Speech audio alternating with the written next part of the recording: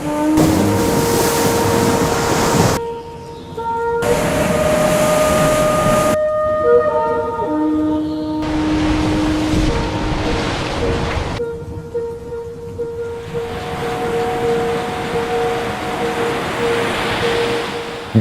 morning, Sea Wolves, or in my case, good evening. It's still Christmas Eve. All the family were here in Amsterdam. We had a really great day and evening, and everybody just went home. So now I finally have some time to record this with you guys. I hope you all had a really nice Christmas Eve with your families as much as possible also. And with that, let's just get started with the show. Of course, I have a different toast since it's actually Christmas Eve right now. So whether you get coffee or something else, maybe this is a good occasion for me to finally toast with you guys over in the States, who you seem to be more at night when it's morning, of course, here. So to a very Merry Christmas, everybody. Also on behalf of my wife, but she just jumped in the bed. So Merry Christmas. Here we go. 3, 2, 1. Hi, Merry Christmas.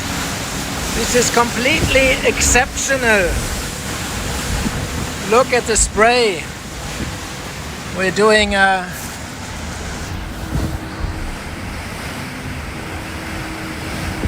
good speeds, 17 knots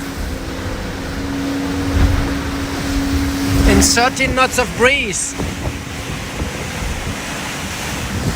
That's foiling.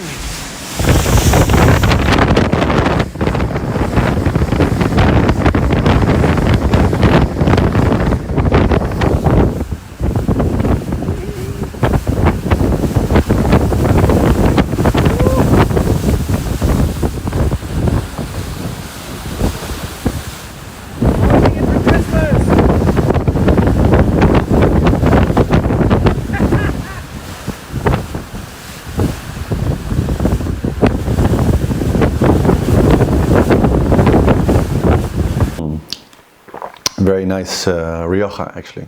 Excellent wine.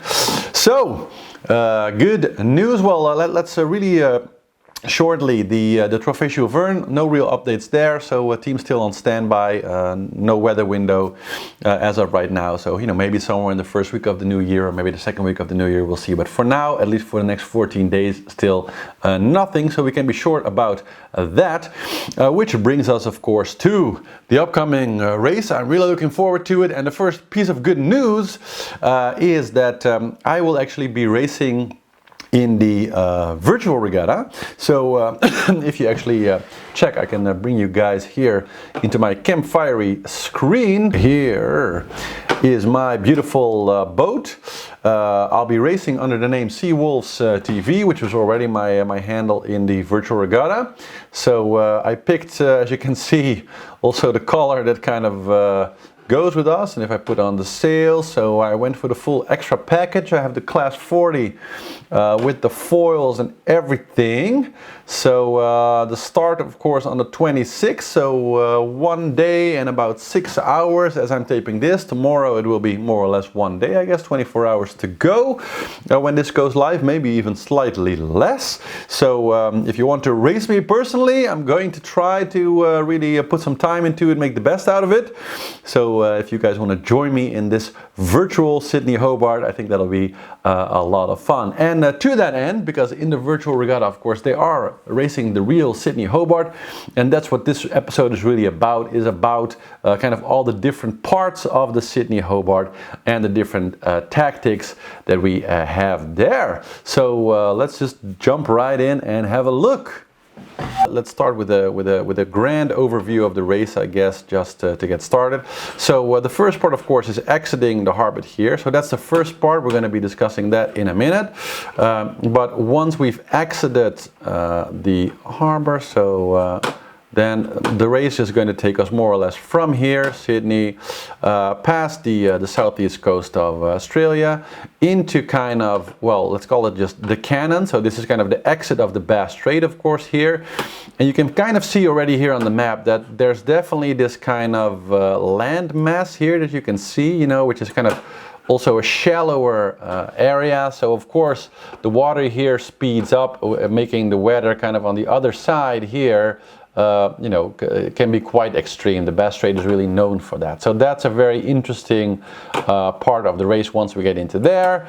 Then, of course, here close to Tasmania, where most people, well, we'll get into it later, kind of maybe hug the coastline a little bit close to not have too much crazy weather.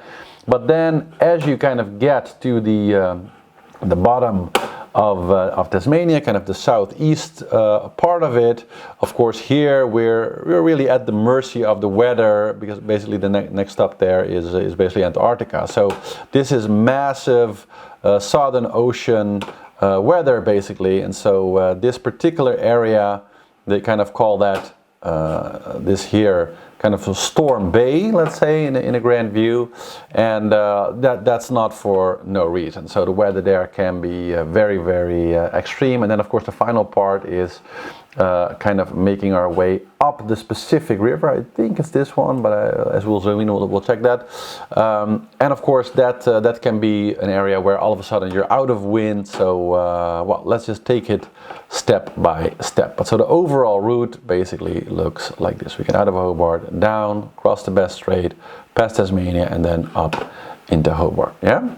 So for this race, the boats have been subdivided in kind of 4 classes, and there are also 4 starting lines. Now it's not yet known, because they'll do the briefing. I think in like 10 hours or so there'll be a general briefing. So if you either sign up to the virtual regatta, or if you look on the actual website of the Sydney Hobart, I'll also put the link in the description below. You can actually watch the live sailor briefing, so you can kind of see what the instructions are for the start, etc. So those details are going to be made kind of last minute, because how they put a starting line, of course, depends on the wind direction at the actual time. So I have to see, but there will be 4 starting lines. And so basically in quick succession, the different types of boats will start, which is kind of interesting, because the way it's set up is that actually the lighter, smaller boats will actually start first, which kind of always means that the bigger, heavier, faster, kind of, line honor type boats actually have to move through the entire field, often still while they're in that kind of confined space of the Sydney Harbour area. So that's really a wild piece of the race, and of course, really the main goal there is to not hit anybody and get ahead of as many boats as you can exiting the marina. And with all that traffic, it's a real test of the skill of the sailor. In the virtual regatta, a lot less, of course. I don't exactly know how the start actually will work in the virtual regatta, but I guess we'll see how to deal with it. Maybe if it's a lot of boats in there, it also takes some skill to maneuver out of there. But we'll see. But of course, in the real race, that's the real close quarter maneuvering test part of the race, and should be a lot of fun getting out of there. So once we get out of the Sydney Marina, we kind of have to make a choice. Now you can kind of see here on this very simplified map some of the general ocean currents, and you can see that we have this eastern current east of Australia, so kind of the East Australia current. If we actually, because this is very abstract image really, if we look at, let's take windy for example, and zoom out on that, and actually look at what a real current map looks like. So this is actually a map of what real currents kind of look like in the world. You see that real currents don't behave like a big flowing mass. It's more like this, well, you can kind of see it is all this kind of squirrely small paths there. So you can see kind of that eastern current here. So we had that kind of very abstract picture here where it's just 2 lines. But when you look at the reality, so if we zoom in on the coast here, you see that it's actually, like a morass. So there is this clear current that's kind of moving down, and we see, Sydney, where we start the race, also definitely very close to where this current is. But we see that pretty quickly it actually turns up and then actually moves kind of like to the northwest for a little bit. Then we have this lower area where I have this kind of circular thing that's going on. So you could, ride that downwards a little bit, but then it's actually circling back.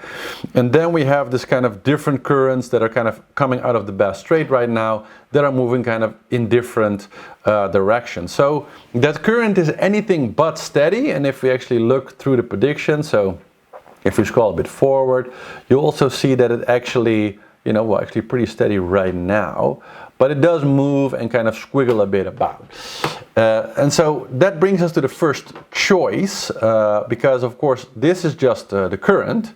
If we actually look at the wind, we have a very different situation. So let's move to the wind here. So as you can see, that has nothing to do with the current, and it gives us a very, very different picture. And actually for the time of the race, so if I actually move to the time of the race, you see that the prediction there, so we have Sydney here on top. Let me just mark it a little bit. So this is where Sydney is. We can see that as we are going to be moving down, let me use a different color here. So as we're going to be moving down from here, we're going to be really moving straight into the wind. So finding a good angle to actually move into that is going to be very interesting, and especially taking into account that current, because currents can be very strong. This particular Eastern Australia current can sometimes be 2-3 knots.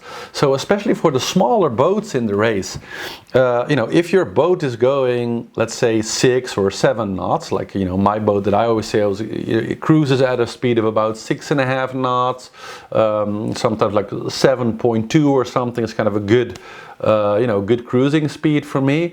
So if you can pick up 2 or 3 knots of current by, for example, moving your boat a little bit more offshore here, that's a major advantage in this first part of the race. So the first choice here during the race is going to be, are you going to stay relatively close to the coast like this, or do you choose to go a little bit more offshore and maybe pick up some of that current that we just saw, and do you follow that down?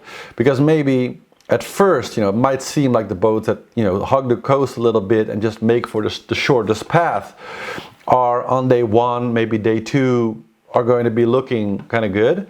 But once you've made your way a little bit into that current and you actually pick up, 2, maybe 3 knots of advantage there from just the current, after a day and a half or so, maybe you're going to be quite a bit ahead of those boats that stayed inside. So it's not a done deal. It depends a bit on the current and the wind situation and how they affect each other. But one thing we can definitely say is that the first part of the race is going to be relatively choppy, because if we, just to pick a point here, so we see 19 knots, 22, etc. So this wind is going to be moving more or less directly into that current, and we know that when you have wind against current, you get waves, right? And this is open ocean basically, so this is completely unsheltered. There's nothing really stopping it here. Some of these waves come literally from the bottom of the ocean, so it can be quite big. There's nothing really stopping it there. So those seas can be quite big, 22 knots at sea against a strong current that is 2-3 knots means you can have some serious waves there. So I can actually look at it. Basically on Sunday we see waves, the prediction here says 2.4 meters. So that's pretty significant. That's 7 feet, 8 feet, 9 feet waves. So that's not like enormous crazy, but it's a pretty substantial wave, and especially for smaller boats, in that kind of chop can be pretty intense to sail in waves that are 2-3 meters high. So yeah, that's going to be some pretty serious conditions to move out in. I see that the actual wind prediction here also gives 20, 23, but in the gusts maybe up to 30. So yeah, it definitely looks like the first part of the race, the exit out of Sydney down to kind of the bottom of Australia, is going to be pretty intense if you look at the prediction right now. And so back to that first choice. So the first choice, both for the virtual regatta and in the real regatta, is going to be, once you exit the Sydney Harbor area and actually get into the open water, do you choose to go more offshore to actually pick up some of that easterly current, or do you stay more closer to the coast where presumably maybe you have a bit less waves, and so a little bit flatter water. So for some of the smaller boats, that might be a little bit more convenient.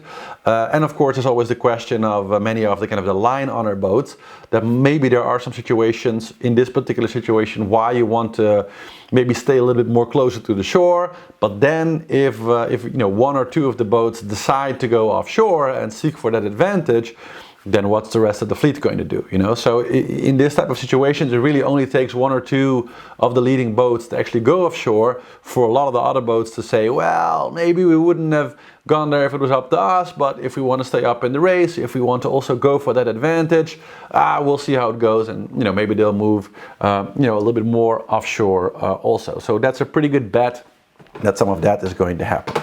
Now that brings us to kind of the second, well, maybe third phase of the race. So we have exiting the Sydney Harbor area.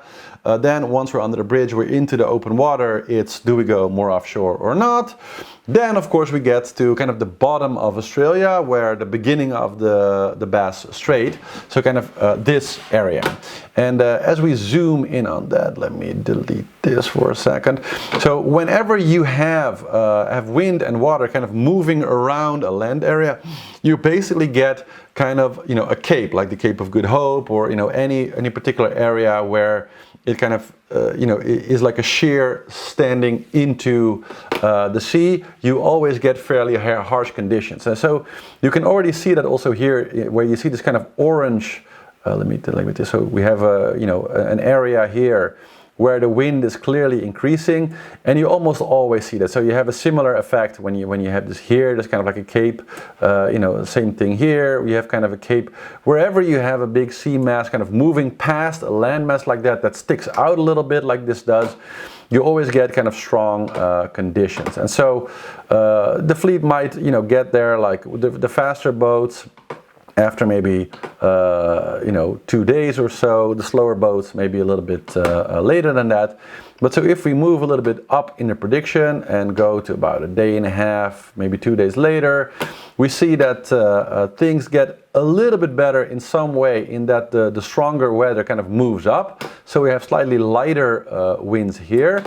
And for once, it looks like the Bass Strait might actually be fairly low wind area, both on Monday and Tuesday. Let's see how Tuesday goes. Yeah, so on Tuesday we see actually almost no wind there, so that's quite interesting. That really doesn't often happen, especially in the Sydney Hobart, but I guess all bets are off. So on Sunday we see fairly strong weather, but as we move into Monday, well, Monday is still pretty good, but not crazy, but basically 10 to 15 knots.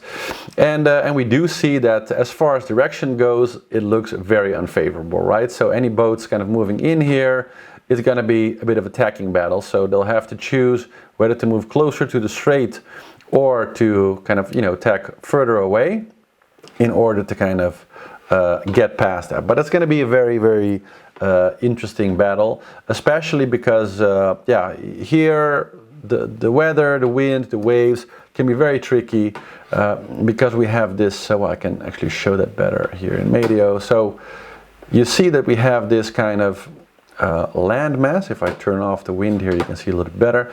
So you can clearly see the geography of the planet here, and you can see that, well, kind of whenever you see this in the world, actually, maybe an interesting fact, where you see this kind of plates that go very far off land, that's basically what the land mass was like in the last ice age. So whenever you see that boundary, kind of, you see the same thing here, you know, with New Zealand. Many of the continents, because, you know, much of the water was packed in ice, were much larger. And so basically when you see that edge, that's actually what the coastline used to be, so about 12,500 or so years ago, when we had the last ice age. And so this area is a lot more shallow, and so in a way, just like with an air, with any tunnel, when you force things into a tunnel, it accelerates. And so the same thing happens here with kind of the sea currents. You can see that again quite well if we look up the current here real quick. Yeah, so if you go back to the current, you can kind of see how that kind of flows through here. And of course, as it's ocean currents and goes with the tide. So it kind of moves one way during the day and then another day. But you can quite clearly see on most of the times that it's always at the edges that it's the strongest. So you always see here, kind of on the exit of the strait, that there's a lot of current, and of course also on the entrance of the strait where everything is forced in. And really, no matter where you grab the prediction, you'll always see, like here, that the strongest currents are always kind of on the edge of those. And so as you see, the route here, you know, we'll take the fleet straight to kind of, you know, first from Sydney past this first current moving it down, then through this kind of maelstrom here. Then as they go into the Bass Strait, they're going to have to choose, you know, do we go like this, but closer to kind of the island there, or do we go in the opposite direction, but into the current and maybe then, you know, ride it like that. So that's going to be a real challenge for the navigators to figure out with the current, with the wind, what's going to be the optimum course there. And in the virtual regatta, the same thing. So if you're racing the virtual regatta, you know, this is a free option in windy, and it's really good to check your course on the GPS and, you know, take a look at this type of currents and take it all into account as you're plotting your, I don't want to help you guys too much, of course, but as you're plotting your virtual course, it's a lot of fun to, you know, look at what you're doing and kind of measuring you know, the gained distance as you go. But personally, of course, I will probably go offshore. I'll try to you know, ride this current a little bit, then kind of move through here, try to ride that other current a little bit, and then maybe here actually move a little bit more offshore, then ride this current a little bit and go down, and then ride this current a little bit down, a little bit more to the west.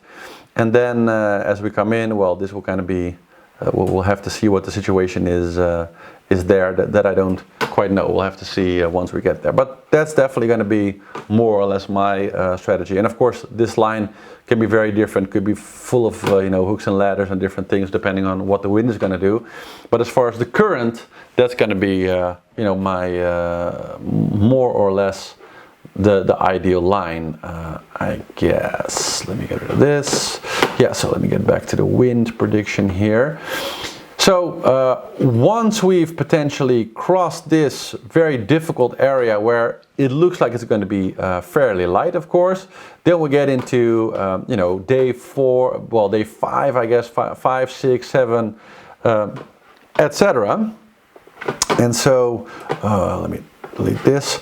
And so once we get here, things get quite interesting. So that should be somewhere around, I don't know, Friday, Saturday, something like that. So if we run through the predictions Friday, Saturday, Sunday, we see that the weather is quite variable, but especially towards Saturday, things get very interesting. And so that's definitely a time that many boats could you know, find themselves there. And as you can see, we have on Saturday, I'm going back in time now, but we have on Saturday this massive front coming through, and basically before Friday, so Wednesday, Thursday, all looks quite good. Really good, good weather to cross the strait also. But then as we go into Friday and Saturday, we have a much stronger wind kind of coming down, a good direction. But of course, combining that with the current in the Bass Strait, things could get quite interesting. Let's take a look at the numbers here. Yeah, so 24 knots or so. If you look there, so yeah, 20 to about 30 knots. So that's pretty intense. This out of there. Yeah, 24 to 32. And if we check the waves, yeah, so it's predicting waves up to about 3.2 meters here, but you know, in reality might easily be a meter higher if you're unlucky, if the wind is a little bit more strong. So you know, if boats are in there on Friday evening and into Saturday, Saturday looks like the whole day is going to be pretty extreme around that coast of Tasmania, even though the southern part looks still good because that's kind of shielded as far as the wind direction. But this part, kind of the entire coastline here, or if they go a bit further offshore there, is going to be some pretty tough sailing, looks like. And so that brings us kind of to the final part of the race, where we kind of enter, this general area, and where basically, once we start to zoom in a little bit, so Hobart is here, more or less. And so the fleet is going to have to, move out there, move in, and then find their way through there and into Hobart. And well, as I said before, so once you kind of get here, it's called, as they say, Storm Bay for a reason. So we definitely have some storms going on in here. It looks, as far as wind direction, that actually this is fairly favorable. At least, actually here on Saturday also, something coming in more from the, well, as you can see, no, it's not so favorable at all. Yeah, so looks, at least on Saturday, Sunday is better.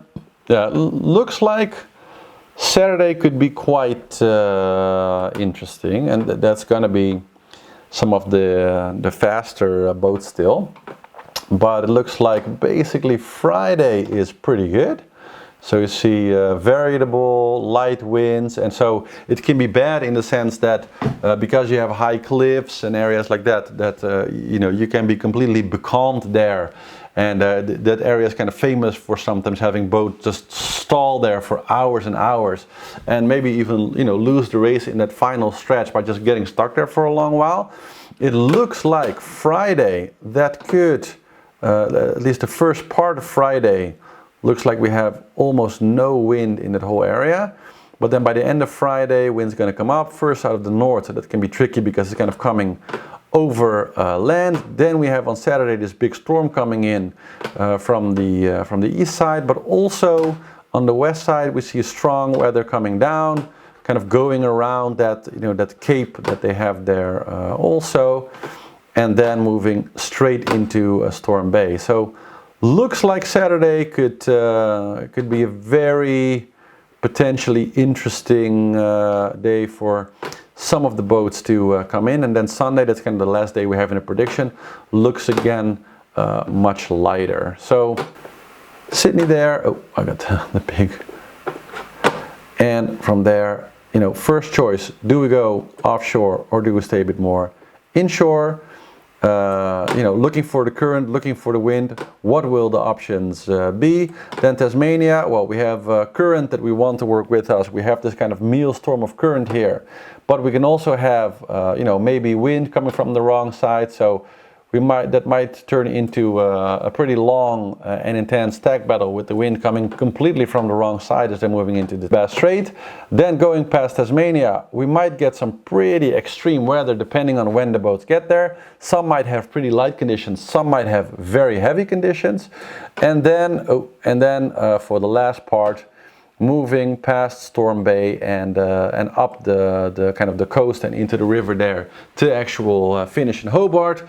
Could be a complete becalming, or actually the last area in Storm Bay could be very intense. That's kind of what it looks like. And so, those are kind of the 5 areas of strategy that we're going to have to take into account, both in the real race and in the virtual race. So yeah, that's it for today. I'm really looking forward to hopefully racing a lot of you tomorrow. I'm going to keep the show fairly short because it is Christmas evening and I have a long day, well, a long 2 days actually ahead of me. But of course I'll be on the chat tomorrow.